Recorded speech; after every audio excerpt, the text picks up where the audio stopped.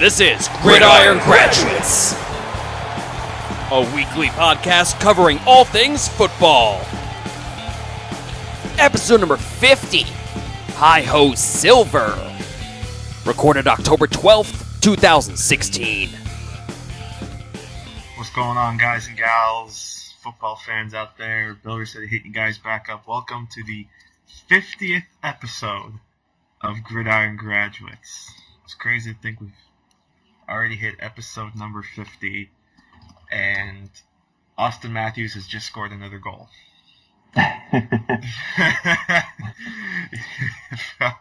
For those tuning in on a different day, we're recording this Wednesday night, and tonight happens to be the season opener in the NHL, and at this point, Austin Matthews already has 4 goals. Boy, what a start. But yeah, also, as always, joining me, and one of the current mayors right now of this great sports town of Cleveland is Mr. Ian Wharton. Ian, your Indians, they pulled the sweep of the Red Sox, and now they've got home field of the ALCS. How you feeling? Yeah, I am loving it, and the only thing is, you know, it took me to leave Ohio for these teams to play this well. And, you know, I'm just sitting here just shaking my head and just saying, how does that work? Like, when I can finally afford to go to, like, a game like this, which is just, you know, these massive games like the NBA Finals and ALDS, ALCS, hopefully the World Series, you know, and I'm at this point, I'm 1,200 miles away, so I'm just like, come on now, guys, this isn't how this is supposed to work. But you know, I'm absolutely pumped. You know, really speaking, but you know, it sounds kind of funny, especially for folks listening to this. Probably NFL is really like my, at heart, 3rd or 4th favorite sport. You know, I grew up on the NFL, but you know, when I was growing up, I was a Dolphins fan, obviously, in like Buffalo, New York area, and so I didn't get to see the Dolphins play much. I remember my first football memory, at least of the Dolphins, was Dan Marino's last game against the Jacksonville Jaguars, when Miami just got destroyed. So I didn't really remember too much, you know, of the good Dolphins team. I'm not saying I didn't, you know, and don't really care about them, but, you know, then I moved to Ohio when the Browns were coming back. Didn't really get into the Browns too much because they were so bad. Still watched them every week, but, you know, we didn't have DirecTV back then. Like, stuff was different back then, so I didn't see the Dolphins every week. I saw them once in a while. But I really grew up on basketball with, you know, Michael Jordan. I remember him, you know, at the tail end of his career. I remember, obviously, I grew up with LeBron and the Cavs being really good, so I grew up a Cavs fan. And the Indians were really good, and I used to watch every single Indians game over summer. I would take, like, the scorecards, played baseball throughout high school. So baseball was really, like, the sport I loved to play. You know, college football, obviously, Ohio State, so, you know, we were always pretty darn good, so it helps when your teams are good, too. And then, obviously, like I said, I didn't get to watch my NFL team every week. So, enjoyment speaking, I really enjoy baseball, especially playoff baseball. And so, you know, relating back to the NFL, it's one of those things where I'm a little bit more numb to the NFL compared to those other sports. So it's really cool to see, you know, Indians and Cavs being really relevant. Hopefully, you know, it'd be really something special if the Tribe can pull it off this year. Especially to shake those demons too, because 2007, when we lost to the Red Sox, we were up 3-1, ended up losing just kind of like the Warriors did, 3-1 lead, in case you didn't hear, this summer. Oh, is that what all the talk was about? Yeah. And some people mentioned blowing a 3-1 lead or something. Okay. Yeah, you know, might have heard about that. Yeah. But, you know, the Indians actually did it first a couple years, you know, in 2007. And being on the tail end of that really sucked. It was really terrible. I always thought that was the best Indians team I had seen since like the late '90s teams. It's funny, like my first Indians memory actually was losing to the Marlins. So my first sports memories weren't very enjoyable. But yeah, so I'm hoping we can pull it off this year. I'm really kind of hoping for an Indians Cubs World Series. I've said before, I root for the teams that have like that misery. And so if the Indians were to lose in the World Series, obviously I hope that they don't, but if they do, I would hope it is to the Cubs. So, life's good, man. Life's good. I really didn't expect the Indians to make this big push, and obviously Friday that big series starts. So things are really good for me. Yep, Estrada against Kluber, Game 1. That could be a real good series. And yeah, I'm with you, man. I've said before, I'd love to see a Cubs-Indians World Series. 2 long droughts. And no matter what, at this point, we're ending a long drought. I mean, the most recent of the 5 teams remaining, the most recent world title was 1993. So, just that fact alone is going to make the rest of this postseason pretty enjoyable to watch. The fact you have the Blue Jays and the Indians left in the AL, and the Cubs, Nationals, and Dodgers left in the NL. So, should be fun. I'm definitely looking forward to it. Let's see if Austin Matthews scored another goal. It's really crazy to see someone in their first game, just come out with such dominance. I mean, we see it every once in a while in some of these other sports, but I mean, I don't know if we've ever seen this dominant of a. No. That's definitely incredible. So good for him. I've seen some of the videos of his mom reacting to the scores. It's really cool. Like that's a big reason why sports are so great, and we love him so much. So definitely a cool story, and hopefully he ends up being the prodigy that I think he's supposed to be. Funny thing is, right now as we're recording, the Maple Leafs aren't even winning. So it's crazy. Yeah. It's at the time of recording this right now, the score is actually 4-4. So yeah, it's good that he scored 4 goals, but it's also not so good when you allow 4 goals. No, that's bad. That's bad in the NHL. that is not quality defense. No, not at all. Yeah, let's remember that there's a reason Toronto picked number 1 in the draft last year. I mean, yeah, they won the draft lottery, but that's also because they were the worst team last year. In any event, I think we got some of the other sports out of the way. Obviously had to get Ian to talk a little bit about his Indians because they're on obviously such a roll. But yeah, definitely some stuff in the NFL to talk about for sure. I think the first thing we'll kick things off with is we finally get the marriage that everyone's been waiting for. People wanted it to happen in Philadelphia. Now it'll happen in San Francisco. Colin Kaepernick will be running Chip Kelly's offense, as Chip Kelly named Cap the starter. And today we find out that Kaepernick and the Niners agreed to a restructured contract, which basically really cuts the contract by a lot. It's really, it only comes down to, I believe, through 2017 now. He gets a $14.5 million base salary, but it is not guaranteed, which means there's a very good chance that this will be his final season. Unless something miraculous happens, this will probably be his final season in San Francisco. But let's face it, Blaine Gabbert has been terrible, and the Niners are sitting at 1-4. You might as well make the change. I think let Kaepernick, let him run the offense, see what he has. Maybe something sparks.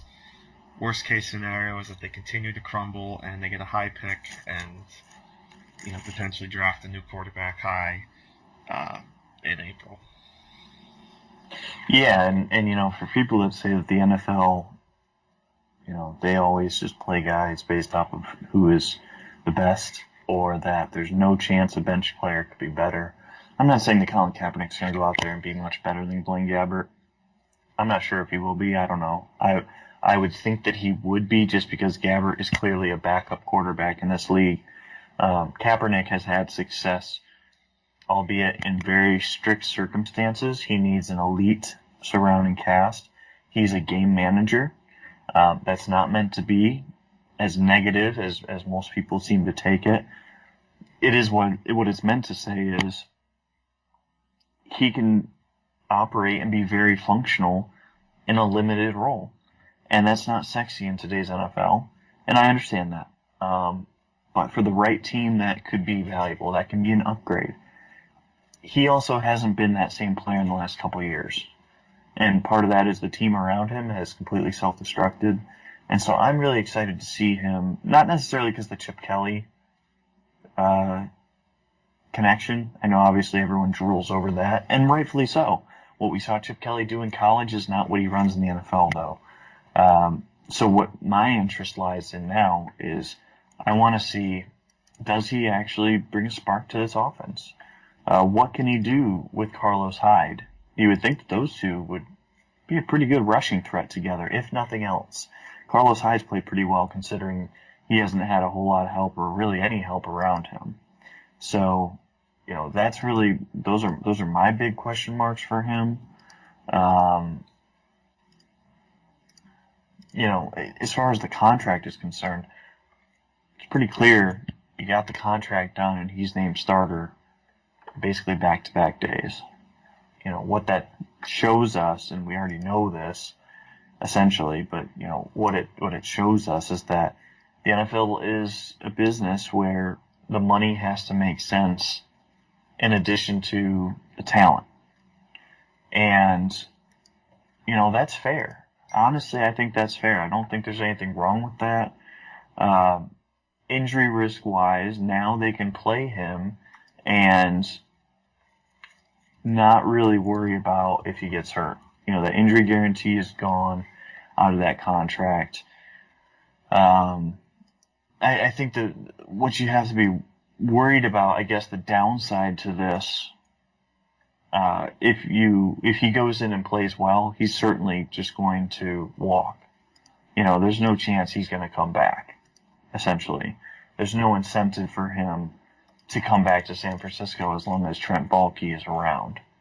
So, as far as the team's perspective, they are certainly not hoping for that. They don't want, it's not that they want him to fail. I don't think that they want him to fail.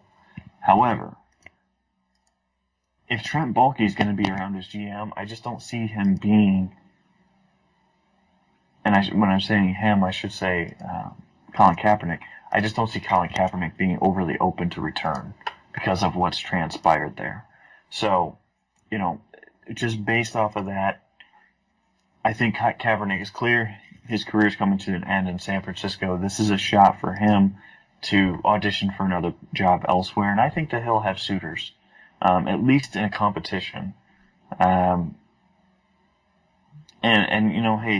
it happens sometimes, and he hasn't been good the last couple years.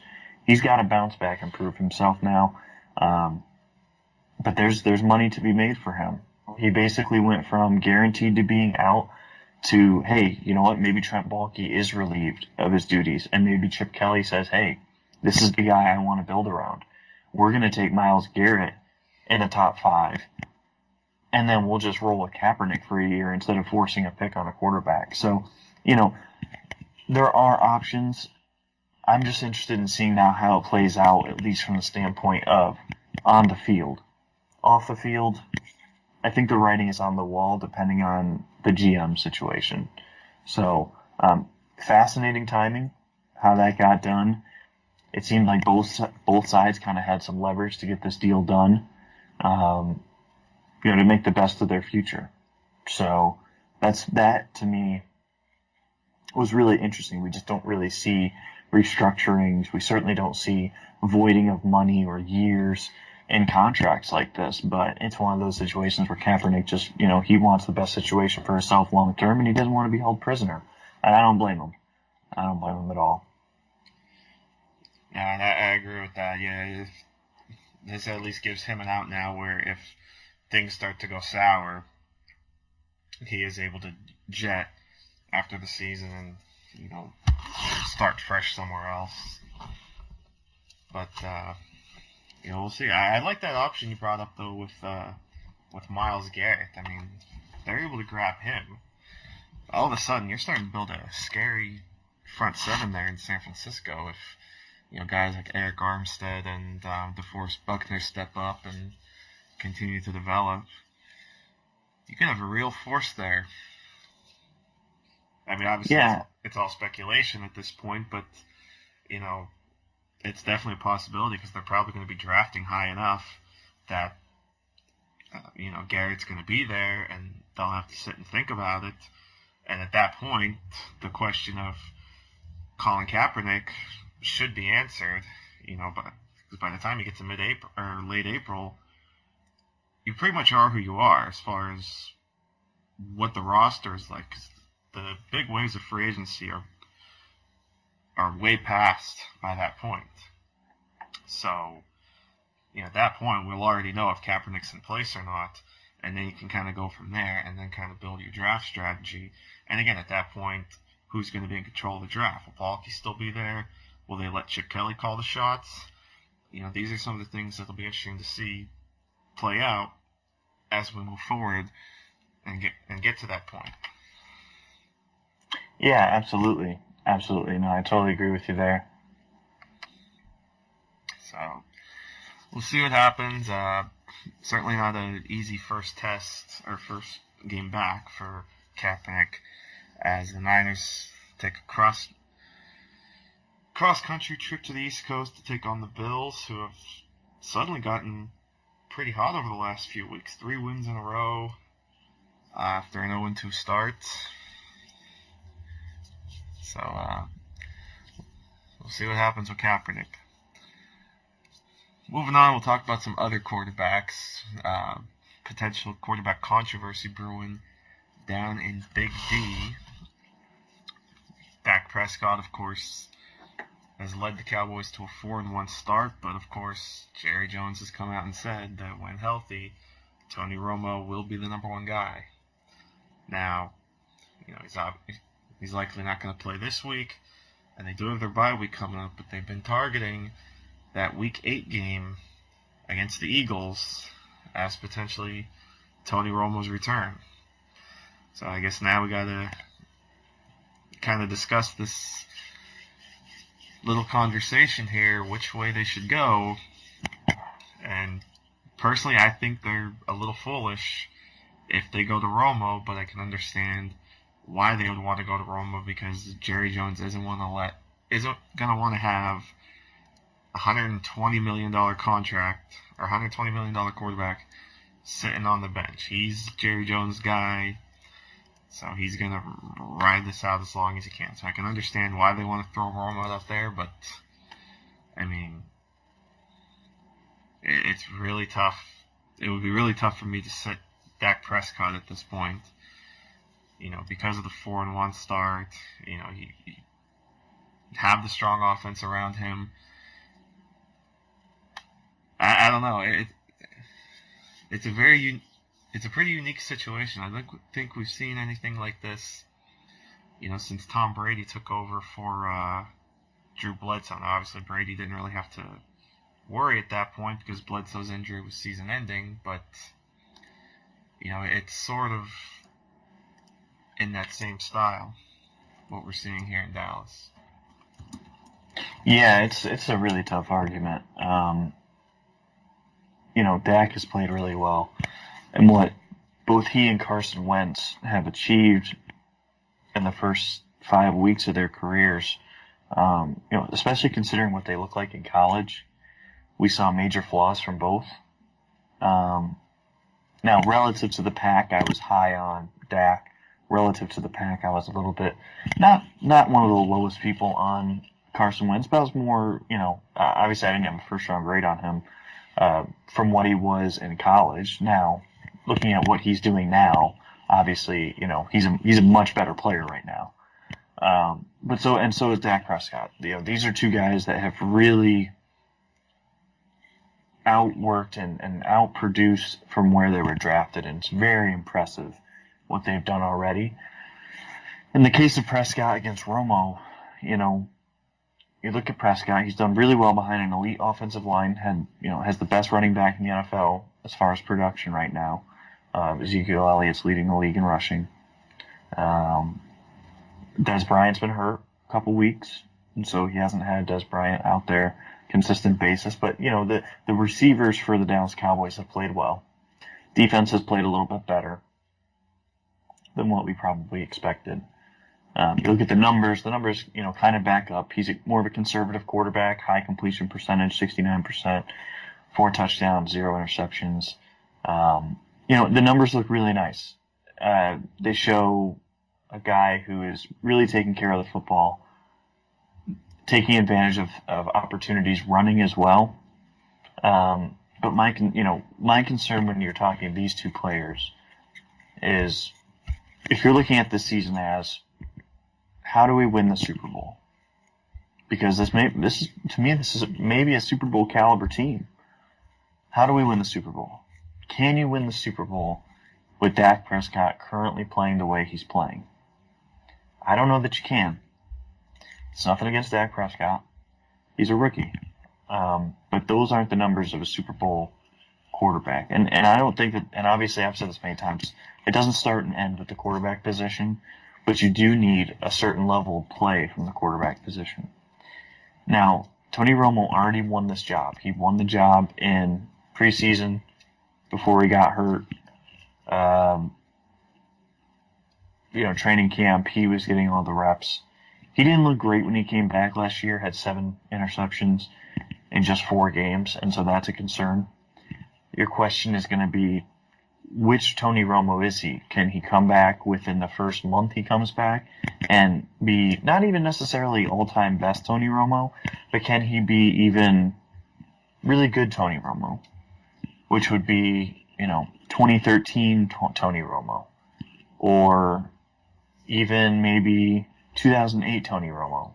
Looking at those numbers, 2008, 61% completion percentage. It's going to be higher than that because their offense is less vertical than it was then. 3,500 yards, 26 touchdowns, 14 interceptions. It's a pretty good year. It's not a great year. It's a good year. 2013, 64% completion percentage, 3,800 yards, 31 touchdowns, 10 interceptions. A much better year overall. I think that's a stronger year. But again, limiting interceptions, limiting turnovers, while also making the big plays. I think Romo has the upside to bring this team to a Super Bowl. And that's the difference between he and Dak. Is Dak, I don't think, has that upside yet. In time, he may. Could be in 2 years. But I think Romo has earned the right to come back. This is a guy that has literally broken his back multiple times for this franchise. And we've seen what he can do. We know his upside. His upside is a top 5 quarterback. It's nothing against Dak Prescott. Dak Prescott's just simply a rookie that's played very well, but he hasn't been Tony Romo if Tony Romo can get back to the level that we know he can get to. So it's as simple as that for me. Now, if he comes back and struggles, or if he comes back and practices and looks really poor, then it's a different conversation, possibly. I think that you give Romo every benefit of the doubt possible to see if he can succeed. Hey, maybe he comes back and you get to week 16 and he's played 7 or 8 games and he's just not playing well. And then maybe you say, you know what, Tony, I'm sorry, but we're going to go back to Dak, which is really hard and maybe even impossible to do. But I think you have to use the 2 months that you're going to have him before the playoffs start to make sure that you know what you can get out of Tony Romo. Because otherwise I think you're doing yourself a disservice if you go into the playoffs with a rookie over a potentially elite quarterback, especially with the quarterback play being so up and down this season throughout the league. So, that's my take on it. I understand the other side of it too. I posed this question to folks on Twitter. Who would you start when Romo comes back? It was about 50-50, I believe, the last time I checked on that poll. You can find it on my timeline. Should be ending as of this night that we're recording. I think it'll be ending here in a couple hours. And that last time I looked, it was about 50-50.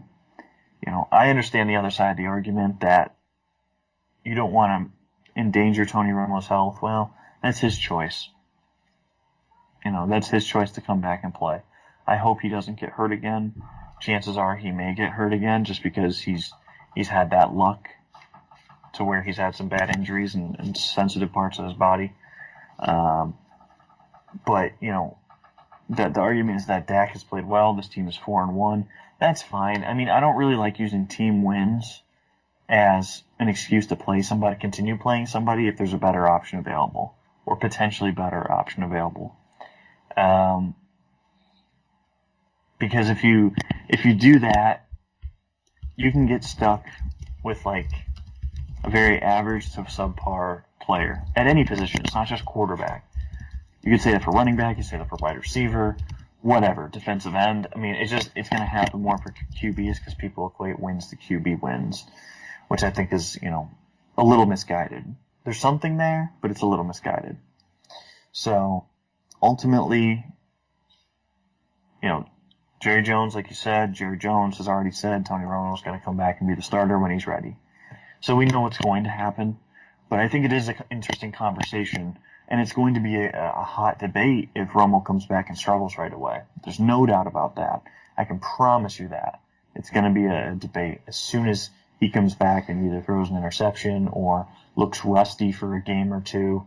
And the reality is that it has to be a season-long goal for them. It can't just be, we're playing Tony Romo for this game, and that's it, and we're going to make our judgment off of this game. It's going to be what's best for this team the rest of this season, and really probably next season, because next season they can't just get rid of him because he has a $20 million cap hit. 18 of it is going to be guaranteed to be on the cap no matter what. So even if they trade him or cut him, that money will stay on the cap as dead cap. They would only save about $2 million off of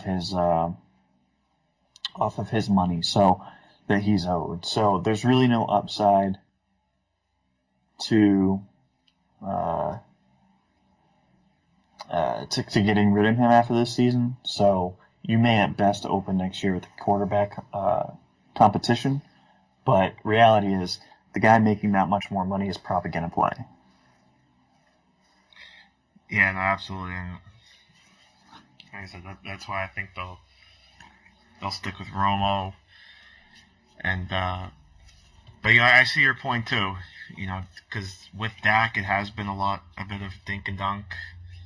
Hand the ball to Elliott, just let him run, and not a lot of deep shots. Romo's probably going to take those deep shots. Now, I'm not saying Dak can't do that, but he's young and he'll grow. But I definitely see your point that Romo probably gives them the better chance.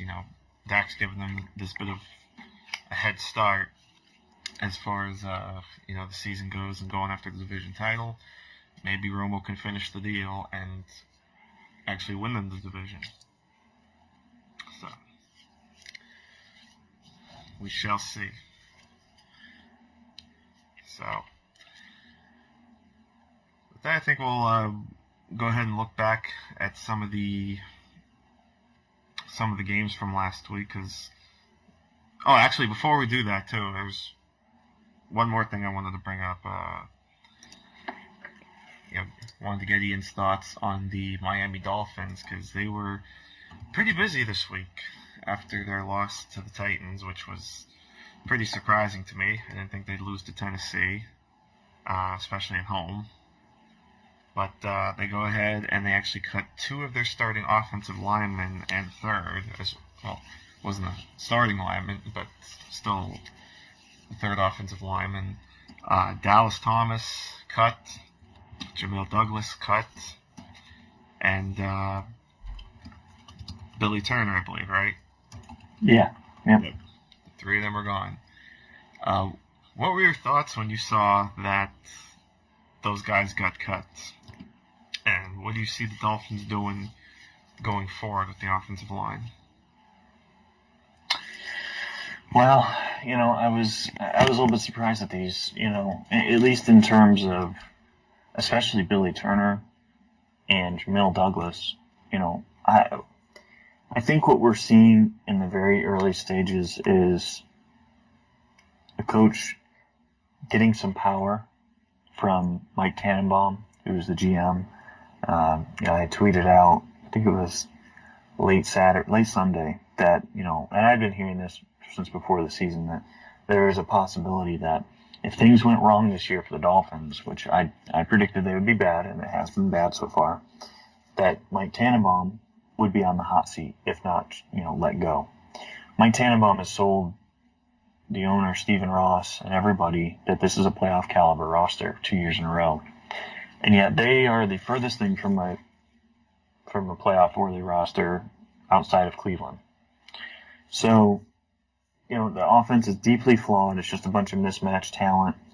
They've been a disaster so far. So, I don't think it's going to get any better soon. I think this is just a bad team. And so I think this was Adam Gase, trying to make a statement to his roster to say players that don't play well are going to be held responsible. But I think that's a little unfortunate, because to me this says it's my way or the highway. It shows too much rigidity, if that's even a word. It's very rigid. There's a lot of rigidness to Adam Gase's style, and I don't like that, because this is a guy that in 2 other places as offensive coordinator showed that he could adjust his scheme to the talent. That was what was so effective and so attractive about him as a candidate. So now that he's making these personnel moves, I understand the message. But 3 of these guys, all 3 of them, were still on rookie contracts. Now, I don't think that Jamil Douglas was overly good to start. I had him as a 5th-round pick the year that they took him. I didn't think Dallas Thomas was any good when he came out. Had him as a 6th-round pick when they took him in the 3rd round. Billy Turner I did really like. Came out as a left tackle. They immediately put him at left guard. Then they tried him at both tackle spots. Then they put him at right guard. And then last game, out of nowhere, they put him at left tackle. I think the franchise failed him. I think that they never put him at one position to master, and that really set back his development. So maybe he's just beyond repair at this point. We'll see. The Baltimore Ravens claimed him. I think that's a great spot for him. I'm interested to see what they can do with him. But, I thought this was this is what happens when you change regimes. Is sometimes you lose talented players or young players, recently invested into players, for nothing. To do this now made no sense, because you can't replace their talent. There's literally nothing they can do to go find a former 3rd-round pick on the market who's under 26 years old. That's a commodity. Like, that's a positive. Even if he wasn't playing great, Billy Turner had value in the run game.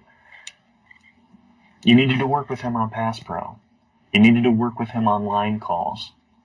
He struggled mentally a little bit when he got into the NFL. Maybe he was continuing to struggle. Maybe you needed to change the way that you were coaching and trying to get your message across. I don't 100% know, but what I do know is that this is I think a coaching failure. I think that you need to make it work with the talent that you have sometimes. And, I do understand some players you just can't make it work, but it was bizarre to me with the timing. This team is going to be bad. It's going to be bad this year. It's going to be bad next year. I think it's going to be bad the year after that. They need to fully rebuild this roster around Ndamukong Suh, Rashad Jones, Laramie Tunsil. Those are the guys that you're keeping for sure. Everyone else is available, in my eyes. Make an offer, and we're taking the highest offers. Now, I think they'll keep Ryan Tannehill because Adam Gase is very fond of him. I think that is a positive. If there's anything, out there about that I'll say about Ryan Tannehill and how Adam Gase, it's a positive for him. The early returns have been rough, but the offensive line has been as bad as we've ever seen in the NFL. I truly mean that. And it's not saying Ryan Tannehill's played well, because he hasn't. He has not played well this year. He has been worse than he has been since his rookie year. He's not reacting well to the pressure. He doesn't look confident. He doesn't look fully comfortable with the routes and the scheme. He's not being as accurate as he has been in years past. And so his play has dipped as well. But, the offensive line, I think, is where everything starts and ends with the offense. Even the Seattle Seahawks, who don't have a good offensive line, they at least do things well. They're a good run-blocking team, and they're an athletic unit, so they can get Russell Wilson on the move. There's positives that you can build an offense around, even if his unit is bad as a whole. The Dolphins can't say that. It's a hodgepodge of talent. They've been hurt up and down the entire line, and, those are major issues. What's weird to me is that they cut these guys and not some of the other underperforming players. Right tackle Juwan James has been worse than Billy Turner, and yet they don't cut him. Byron Maxwell, they're not using at all like they should be using him, like I opined in the offseason. He is strictly a cover 3 or cover 4 corner. He's a right cornerback only. Doesn't play slot, shouldn't play left corner. Only one side of the field. That's where he's had success. That's where the best he's been at. But they haven't done that. They've shadowed him on receivers. They've played him in the slot a little bit. That's exactly what Philly did before Philly made the adjustment to move him to one side of the field. So it doesn't make sense to me. The coaching has been bad on both sides of the field. The personnel decisions have been bad so far. So right now in Miami, it's a little bit of a mess.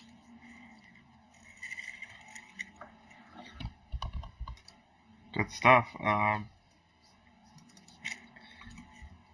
It's unfortunate too, and I was a fan of Billy Turner as well. Coming out of college, I'd like to thank Sully for that. Sully definitely got me on the Billy Turner bandwagon, because he was just a mauler at North Dakota State. He was a great player, tremendous athlete, great guy too. I actually interviewed him at the Senior Bowl. Nice. With Sully. Actually met Sully there. Nice. Took he and Billy's photo together, so it was pretty funny. But yeah, Billy's a great dude, and so I'm rooting for him. But yeah, man, this move kind of caught me off guard. And as I think back, as part of a little celebration of our 50 episodes, I think this reminds me of when we had Jeff Risdon on the show, and some of the stories he talked about. Was it Jeff Risdon? Or was it Pete Smith? It was one of those guys. So he was talking about the Senior Bowl and the craziness that Sully, I think it was Sully and whoever did, and we were just laughing. Oh, it was a good time. That's why I keep saying I'd love to get to the Senior Bowl and meet everyone down there. But yeah, so I agree. Baltimore, good landing spot for him. Baltimore made a little bit of a surprise move as well, firing Mark Trestman as offensive coordinator and promoting Marty Mortenweg to that position. So it'll be interesting to see, how that change will affect the Ravens' offense. Obviously, they've slipped a little bit, lost 2 straight after a 3-0 start, so we'll see. But looking back at last weekend, it was quite an interesting weekend of football. I think one of the things that caught my eye was Atlanta going into Denver and coming away with the 23-16 win over the Broncos. Now, of course, Trevor Siemian didn't play. It was Paxton Lynch, but even still, a very impressive win for the Falcons. Early on, they're starting to look like the real deal, especially in that division where none of the other teams really look like they're going to be all that competitive. Especially, you're looking at the Panthers now sitting at 1-4 after losing to the Buccaneers in what seemed to be a pretty ugly Monday night game. Of course, they didn't have Cam Newton. Derek Anderson came in, and he did not play all that well. So, yeah, big win for the Falcons there. And the Raiders come out with a nice win as the Chargers blow it again. And you had talked last week how the Chargers season could pretty much be over if they lose to the Raiders. Well, sure enough, they did lose to the Raiders in thrilling fashion once again. But Joey Bosa, by all accounts, had a heck of a debut, which is impressive for a guy who, a real nice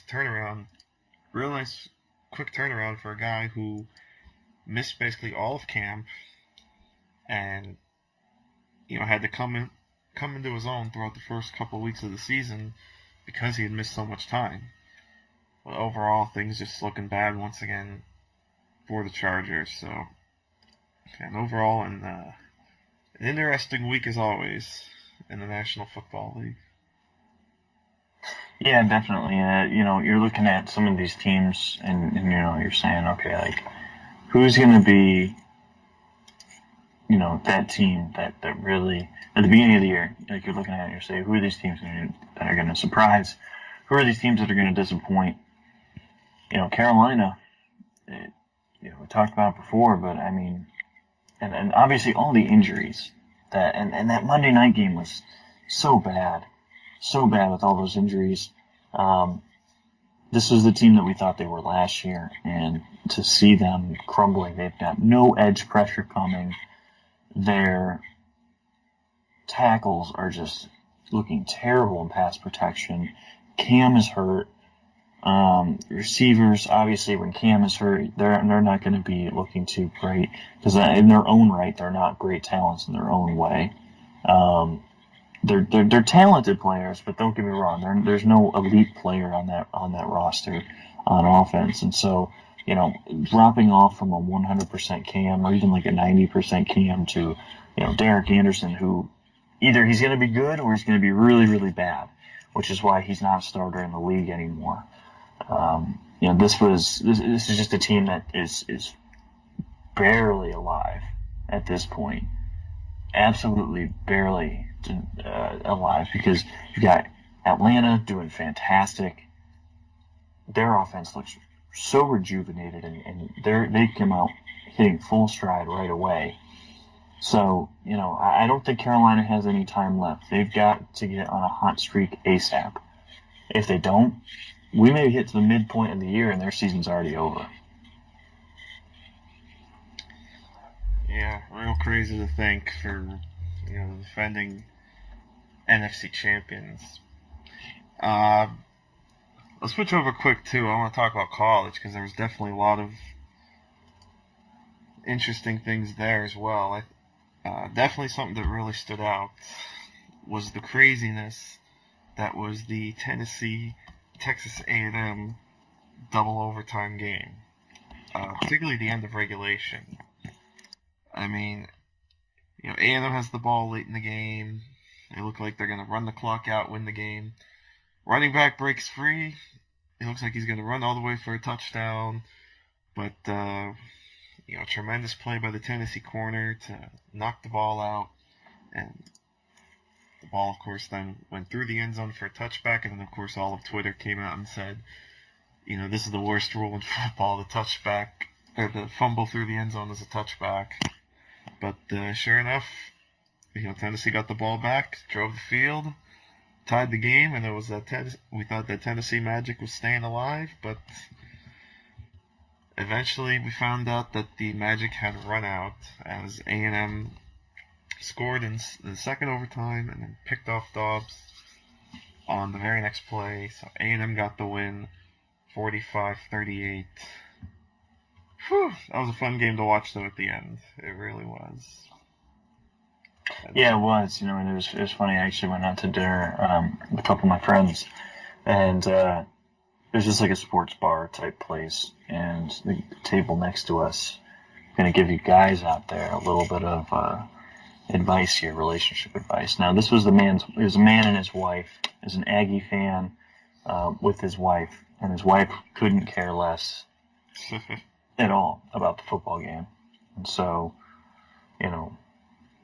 as far as, when you're in that type of environment, gents, it's a big game.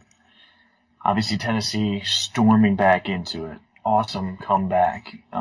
Jalen Hurd getting all the way, making that huge play to send that game into overtime. Just awesome. But don't be that guy in a restaurant that's like clapping and like kind of being a little loud when it's not like a true sports bar. Like, it's not B-Dubs, it's not Buffalo Wild Wings. It's a little bit nicer than that. And your wife has no interest in it, so she's just like looking at her phone and like looking the other direction and, kind of looking like, I really wish I wasn't here right now. Don't put your ladies in that situation. Just don't be that guy, all right? That's my only advice to you guys as a recently married man myself. I would never do that to my wife. She wanted nothing to do with it, so that's my big takeaway from that game. Other than Texas A&M is definitely legit. They've got a bunch of prospects on that team that will be good NFL starters, I think. Trevor Knight resurfacing as a starting quarterback elsewhere. He hasn't been good, but I mean he's been fun and he's been able to obviously help drive that team to a winning record. So he's been good enough as a college quarterback, and so they've got a very talented running back as well, a couple good receivers. I like Kevin Sumlin a lot. I'm really happy to see him having success after the last couple of years, kind of struggling a little bit.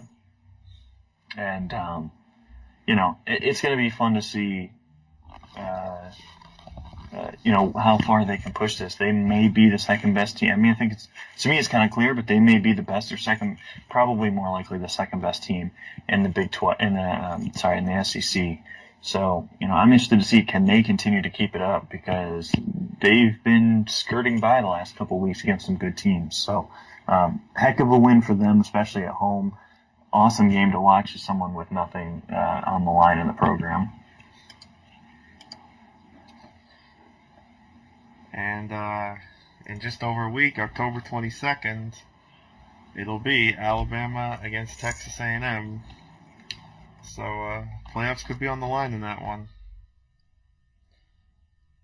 And I know I'm going to disappoint you by saying this, but speaking of playoffs, unfortunately, Houston's hopes have seemingly come to an end. But they're still in the running for a New Year's Six Bowl for sure.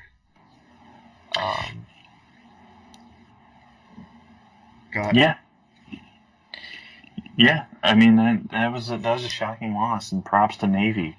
It's really hard to rep for or to practice for, that triple option, and those guys constantly, they just plug and play guys, and the execution is high, at a high level every week, and the discipline is in a literal sense. They don't hurt themselves. They put you in the position where you've got to execute at a reasonably high level on both sides of the ball. And the Houston was not covering the outside pitch man. They were taking care of the fullback. They took care of the quarterback fairly well. But they did not take care of the pitch man. And that is deadly. I mean, it's not easy to do, obviously. A lot of teams fail in this. But, it was really disappointing. They're missing their starting linebacker, their leading tackler. And I think that was a big part of it. But Tom Herman, if they don't get into the Big 12, this is his exit strategy right there. That's his excuse to leave for the SEC or for USC. Losing that game opened up doors for him. I don't think he would have left Houston undefeated going into the playoffs. However, if they don't get into the Big 12, I think there's a chance. So I hope Tom Herman stays. I think he's a great coach. It was one of those games that, hey, you put up 44 or something like that, and you still lost, and that's a tough one.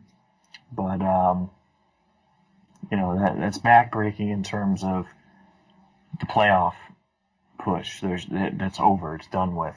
And now they're 2 games back from Navy in the conference, in their division in the conference. So they need Navy now to lose 2 games for them to even reach the conference championship. So they could end up playing in the Florida Tax Slayer Bowl as opposed to even being a New Year's Six team. So, that could have been a really big loss for the program. So I'm not saying I'm rooting against Navy, but I'm certainly not going to be sad if Navy loses for selfish reasons. So nothing against Navy. I love them. I've got, my best friend's in the Navy. One of my groomsmen is in the Navy. So I obviously have nothing negative to say about the Naval Academy, but from a football standpoint, I hope you guys lose twice. I will say this though too. The group of 5 has really gotten interesting as far as like which team's going to get that New Year's 6 spot, and one of the teams that has now cracked the top 25 that, and I always like seeing new teams and, teams you're not used to seeing in the polls. It's always fun to see them in there. Western Michigan cracking the top 25 this week. So that's interesting to see. And certainly they're in the running now for that New Year's 6 spot. Boise State's right there. Boise's the one that caught my eye because it seems like it's been a little while since they made some noise. Mm-hmm. And very quietly they're 5-0. And you're looking at some of the teams in front of them. Florida State has 2 losses. Ole Miss has 2 losses. Nebraska surprisingly 5-0, top 10 overall. Don't be surprised if Boise State creeps their way into the top 10. And this was after losing Chris Peterson to Washington. Yep. Who, oh, by the way, just put up 70 on Oregon.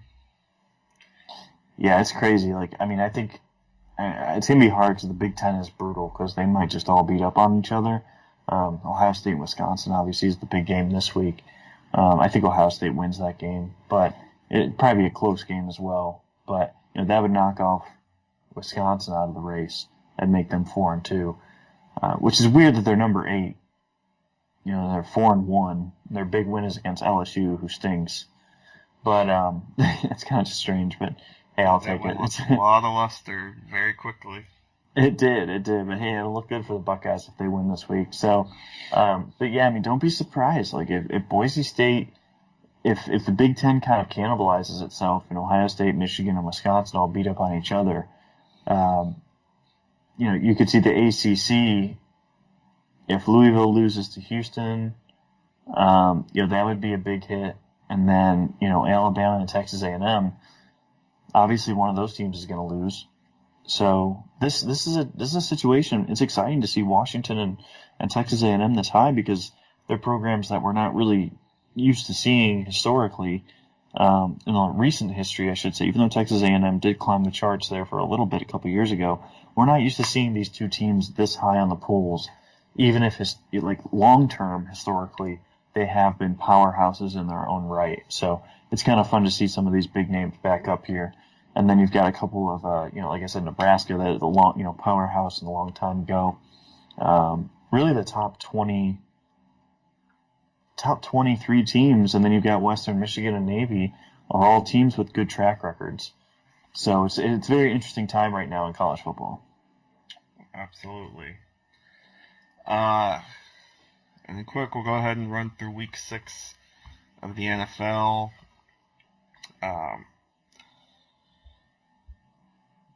Big game, Atlanta-Seattle. Obviously Atlanta playing their way. Has obviously played well this season, so they've helped make this a big game. Dallas plays Green Bay. And, it's tough when they make the schedule so many months in advance, but sometimes you wind up with teams not performing as well as you thought, and it makes some of the primetime games kind of stink. Colts-Texans is the Sunday night game. Jets-Cardinals is the Monday night game. So, didn't exactly work out there. But overall, not a bad week. KC-Oakland should be a good game at 4:05. And you've also got Tom Brady's first home game of the season. First game in Foxborough since the suspension as they take on the Bengals. And your Dolphins hosting the Steelers and the Eagles at Washington this week. So it's good matchups this week. What are you looking forward to out of week 6? Yeah, I mean, obviously, the Buckeye game, that's going to be the big one against Wisconsin. Yep. Who wins the battle in the trenches this week is going to be fascinating. Wisconsin has a great defensive front seven, and I think that that's going to be, if J.T. Barrett can throw more effectively than he did last week, where he really struggled against Indiana, I think Ohio State's going to be able to win. My concern is that if he struggles, because he struggled badly last week, and that was a big reason why Indiana could hold throughout that game and keep that a close game. So that's definitely something to watch. I'm also going to be checking out Texas Tech and West Virginia. Shout out to my buddy who is a huge West Virginia fan. I know he'll be watching in this one. He's telling me about this West Virginia team. He's been telling me to watch them. They're undefeated. They're number 20 in the country. So I want to see them against Texas Tech. Patrick Mahomes might be the next Derek Carr. Actually going to be charting him here tonight after Brad Kaya. And so I'm excited to see him. He throws the ball like 60 sometimes a game, so it's a little bit ridiculous, but he's really fun to watch. So that's definitely a big game. Also, obviously, Bama, Tennessee. Really enough said there. That's a huge game. North Carolina, Miami. Another big ACC game this week. Miami coming off that close loss. What a heartbreaking loss for their program. But they proved that they're back as like a serious team with Mark Richt, even with a fairly average quarterback and Brad Kaya. I'm really interested to seeing Kaya again this week. Also interested in Mitch Trubisky, who's been getting a lot of hype from the draft community lately. Really young quarterback still in terms of starts, but you can see the raw tools that he's at least a day two guy in the NFL draft just based off of his tools. So that'll be interesting to watch for that game. Probably favorite unranked match of the week. We're going to have some good Pac-12 games. Stanford and Notre Dame. These teams were top 10 teams before the season. They're unranked at this point. 6:30 Eastern time, 7:30 Eastern, 6:30 Central. These two teams are going to be going at it, and I can't wait to see this game. I'm excited to see Deshaun Kaiser. Last week they lost a tough game in the horrible rain conditions. Brian Kelly just kept trying to throw the ball, and neither team could throw the ball effectively. They should have ran the ball. They probably would have won if they had run the ball effectively. Instead, they tried to throw it like 30 times, and it didn't work. So, can Notre Dame pull this game out? Because let's face it, Brian Kelly is in the midst of a horrible season. They got to get some W's. And losing to Stanford after their 2-4 start, I think. Mm-hmm. I mean, I don't know if he could survive the season, if he loses another series of games, starting with Stanford. Well, not really starting with Stanford, starting with Pitt, but not Pitt. Shoot, the name escapes me now. Who they played last week? Oh, NC State. NC State, yeah, thank you. NC State. So, starting with NC State, they lose that one, man. It's they could be on a quick downhill drive. Yeah, and like you said, it's really surprising just the fact that these two teams are playing each other and neither team are ranked after they started so high. But still a great rivalry to watch. So, overall should be another interesting week of football. And I think with that, we'll kind of wrap things up here. And like I said, it's crazy to believe already that this was our 50th episode together, man. It's been a blast these first 50. I always enjoy talking shop with you, and it's been a lot of fun. I think these first 50 episodes have been great. We've obviously had a lot of great guests, and I think going forward, we're just going to continue to do big things and, just keep the show rolling and continue to have a good time. Yeah, for sure, man. And, we're aware that we had some technical difficulties the first couple weeks. Appreciate you guys letting us know. If there's anything, any other feedback, if anything else goes wrong technically, just let us know. We'll took Bill, 20 minutes to get it figured out. So props to him for taking care of that. Appreciate you doing that for us. And doing all the back end work on the show, and so you definitely make it a good show. So, looking forward to another 50, and keep plugging away. Make sure you folks are still sharing the show. We usually get the episodes out, within, by Friday or so of the week, and make sure you're sharing it, Facebook, Twitter, however else you're listening. So, appreciate you guys listening, and Bill, appreciate you as always, man. Yeah, no doubt, man. It's been a lot of fun. So, again, apologies for the issues with iTunes and that, but we got them fixed, and we should be good to go from here on out. With that, I guess we'll wrap it up here. It's been a lot of fun. Remember to follow us on Twitter. Like Ian said, give us some feedback. Let us know how much you enjoy the show, how much you don't enjoy the show, whatever. Ian's at NFL Film Study. I'm at Bill_Rossetti. And thanks as always for listening. We really appreciate it. And again, thanks to Ian for always being a great co-host here on the show. And like you said, look forward to another 50 episodes and then some. So with that, thanks for listening. We'll see you next week right here on GG. Take care, my friends.